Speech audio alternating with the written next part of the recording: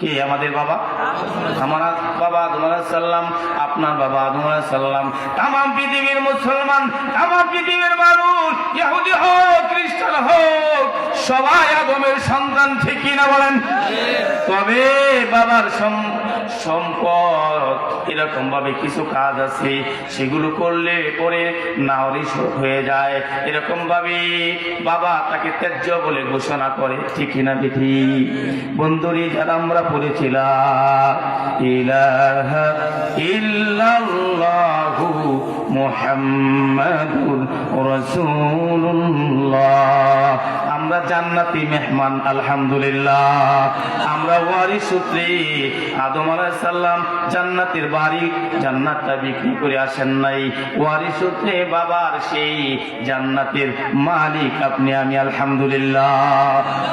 বুখারী শরীফের প্রথম দিয়া সব হাদিসের এরকম, যারা কালমা পড়বে তারা জান্নাতি, সুবহানাল্লাহ বলে। আমরা কালমার উপর বিশ্বাস আছে তো ইনশাআল্লাহ? আল্লাহ তাআলা যেন কালমার উপরে আমাদের জিন্দেগি করার তৌফিক দান করেন, সকলে বলে আল্লাহুম্মা আমিন। বন্ধুগণ আমার, সময়ের বড় দাম। 1 মিনিট করে করে, 1টা সেকেন্ড করে করে, 1টা মিনিট করে করে ঘন্টা চলে যাবে। এইভাবে জীবনের সময় আপনি আমার থেকে চলে যাচ্ছে। এই মাহফিলও এরকম ভাবে থাকবে না, কিছুক্ষণ চলবে, আমার পরে আসবেন পাকিস্তানের হযরত, তারপরেই তো মাহফিল শেষ হয়ে যাবে, ঠিক কিনা?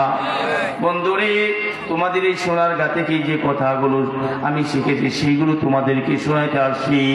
আমি বনী ইসরাইলের প্রথম আয়াত, সূরা বনী ইসরাইলের প্রথম আয়াত আপনাদের সম্মুখে তেলাওয়াত করেছি। অগণিত হাদিসে রাসূল থেকে একটা মাত্র হাদিস আপনাদের সম্মুখে তেলাওয়াত করেছি। আল্লাহ পাক আমাকে যদি তৌফিক দেন, আপনারা যদি দোয়া করেন, তাহলে কথা বলা সম্ভব। আল্লাহ তাআলা আজকের এই মাহফিলকে উসিলা বানায় সহি কিছু কথা আমাকে বলার এবং আপনাদেরকে এরকম ভাবে বোঝানোর, আপনারা যেন এই কথাগুলো শুনে আমল করনেওয়ালা হন, এমন তৌফিক যেন আল্লাহ তাআলা দান করেন, সকলে বলে আল্লাহুম্মা আমিন।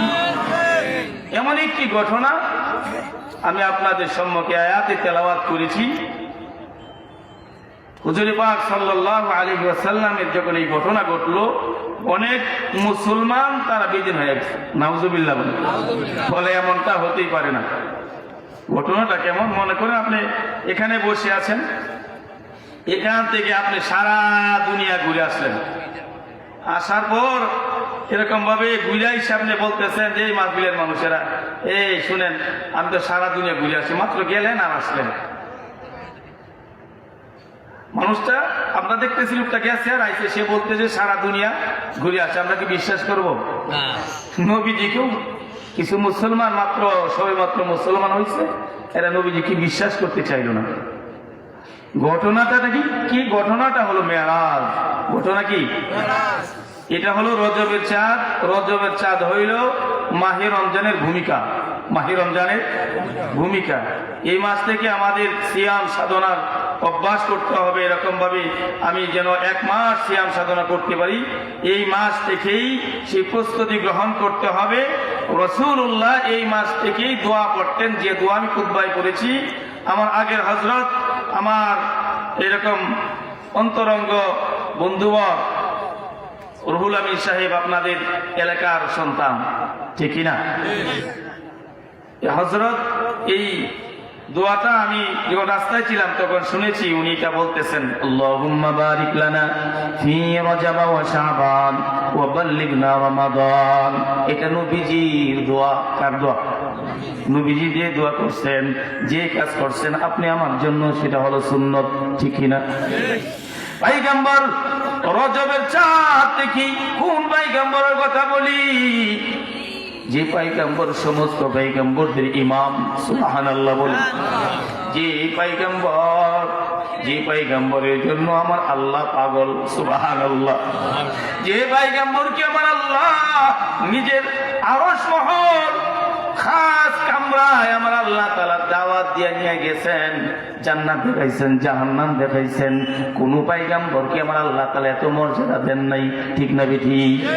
আপনি আমার নবীকে আমার আল্লাহ তাআলা স্পেশাল কিছু দিবেন, তার কারণ হলো আপনি আমার নবী আমার আল্লাহ তাআলার স্পেশাল বন্ধু, ঠিক না ঠিক? আপনি আমার নবীজিকে আমার আল্লাহ তাআলা কাউসার নামের দৌলত প্রদান করেছেন, কোন পয়গম্বরকে আমার আল্লাহ দেন নাই।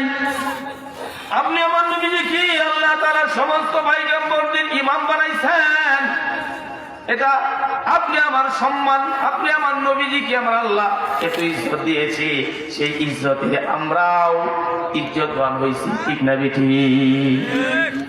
কোন পয়গম্বরকে আল্লাহ আরশ মহলে দাওয়াত দেন নাই, দাওয়াত দিচ্ছেন কারে? আপনি আমার নবী হুজুরে পাক সাল্লাল্লাহু আলাইহি ওয়াসাল্লামকে দাওয়াত দিবেন মেরাজের আলোচনা করার জন্য। এই বিশাল লম্বা আলোচনা করলে অনেক সময়ের দরকার। আমি কিছু কথা আমি এখান থেকে আপনাদেরকে বলবো, সেটা হলো পয়গম্বর সাল্লাল্লাহু আলাইহি ওয়াসাল্লাম হাতিমে কাবায় বা উম্মে হানির ঘরে নবী ঈশায়িত। এমন সময় রাত্রে বেলায় এসে জিবরাইল ফেরেশতা বলতেছেন, ইয়া রাসূলুল্লাহ, আল্লাহর বাড়িতে আরশ মহলে আপনার দাওয়াত। সুবহানাল্লাহ বলেন। খুশির কথা না? ভালো করে খেয়াল করবেন, খুশির কথা কিনা? অনেক সময় দেখবেন খুশিতে মানুষ যখন এরকম ভাবে টাকাওয়ালা হয়, তার অভাবের সময় গরিবী হালতে যে বন্ধুগুলো ছিল এগুলোকে তারা ভুলে যায়, ঠিক না ঠিক? ভুলে যায়। কেন দুনিয়ার সমস্ত ওলামা হযরত আপনাদেরকে বলে যে নবীজি রঙে রঙিন হন, নবীজির আদর্শ গ্রহণ করেন, নবীজিকে মহাব্বত করেন। কেন বলেন জানেন? এই নবীজির শাফায়াত ছাড়া আপনি আমি পরকালে পার পাবো না, ঠিক না ঠিক? শাফায়াতে কুবরা আপনি আমার নবীজিকে আল্লাহ দান করবেন, সুবহানাল্লাহ বলেন। আপনি আমার নবীজিকে আমার আল্লাহ তাআলা আশীর্বাদ দিন, বলবেন হাবিব আপনি উম্মতের জন্য দাঁড়ান। কারণ আপনি আমার নবীজি নিজের কথা বলবে না, নাফসি নাফসি বলবে না, বলবে কি ইয়া হাবলি উম্মতি, ইয়া হাবলি উম্মতি, সুবহানাল্লাহ বলেন। পৃথিবীর জমিনেও পয়গম্বর সাল্লাল্লাহু আলাইহি ওয়াসাল্লামের কাছে এই খুশির সংবাদ আসলো। জিবরাইল ফেরেশতা বলেন, পয়গম্বর আপনার জন্য জান্নাত থেকে এমন একটা বাহন নিয়ে আসি, বাহনের গতিটা এমন, বাহনের গতিটা এমন যেখানে দৃষ্টি যে পর্যন্ত দেখা যায় ওখানে গিয়া তার কদম পড়বে, সুবহানাল্লাহ বলেন। নিমিষে আপনাকে মসজিদে হারাম থেকে মসজিদুল আকসা, যে মসজিদটা ইহুদিরা বলে এই মসজিদ ওদের, না না, এই মসজিদ সমস্ত আম্বিয়া আলাইহিস সালামের, ঠিক না বেঠিক? এই মসজিদ সমস্ত তাওহীদি জনতার, এই মসজিদ সমস্ত মুসলমানদের, এই মুসলমান ইমানদার এই মসজিদের জন্য যারা কাঁদবে, এই মসজিদের জন্য জেরুজালেমে ওই ফিলিস্তিনে অবস্থিত ওই মসজিদুল আকসার জন্য যারা জিহাদ করবে, মারা যাবে, তারা শহীদের মর্যাদা পাবে, সুবহানাল্লাহ। বলা হলো আপনাকে এরকম ভাবে আল্লাহর বাড়িতে নিয়ে যাব, আপনার সফরের জন্য বুরাক নিয়ে আসছি। ভালো করে শুনেন, নবীজি ছিলেন কোথায়? কাবা শরীফের বারান্দায়। হাতেমে কাবা মানে কাবা শরীফের বারান্দায়। নবীজি এখান থেকেই তো মেরাজ হলে ভালো হইতো। জেরুজালেমের ওই যে মসজিদুল আকসা, ওখানে যাওয়ার দরকার কি ছিল? ঠিক না বেটি? ভাই আমার বুঝতে হবে, তৎকালীন যুগে নবীজি সহ, আমাদের নবী সহ যত পয়গম্বর দুনিয়া আসছেন সকলের কিবলা ছিল মসজিদুল আকসা। কোন মসজিদ? মসজিদুল আকসা। কিবলা থেকে যদি মেরাজ হয় তাহলে এটার মান, ইজ্জত, সম্মান, এটার মর্যাদা বাড়ে, ঠিক না বেটি?